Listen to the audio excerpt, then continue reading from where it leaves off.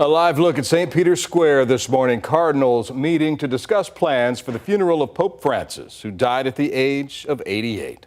Public viewing will begin Wednesday in St. Peter's Basilica. The funeral will take place Saturday at 10 a.m. in St. Peter's Square. That's 3 a.m. here in Austin. ABC's Patrick Revel is at the Vatican with more on the memorial plans for Pope Francis.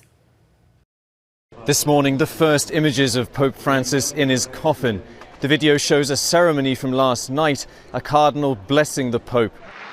Thousands of Catholics gathering last night in St. Peter's Square, joining people around the world in mourning for Pope Francis.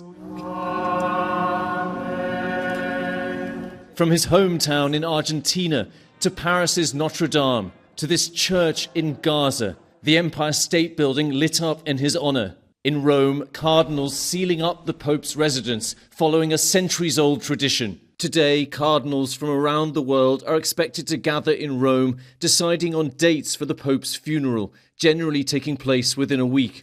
The Vatican saying the 88-year-old Pope died yesterday morning after suffering a stroke and heart failure. Cari fratelli e sorelle. The Pope hospitalized for weeks with double pneumonia earlier this year, but he recovered, and on Easter Sunday he appeared in St. Peter's Square, touring the crowds in the Pope-mobile. Francis delivering a final blessing just a day before his death. Pope Francis was known for making the Catholic Church more inclusive, once replying, "Who am I to judge?" when asked about the possibility of a gay priest. His legacy is one of care for the environment. His big encyclical, Laudato Si', really made it a spiritual question.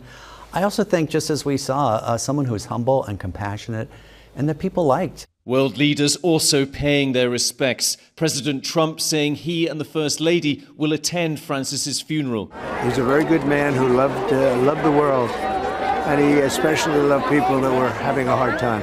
The Vatican saying Francis will be buried in Rome's Basilica of St. Mary Major, the first pope buried outside of the Vatican in more than a century. The funeral should take place no later than 6 days after Pope Francis's death. The conclave to choose a new pope should then take place around 2 to 3 weeks later. Patrick Revel, ABC News, Vatican City.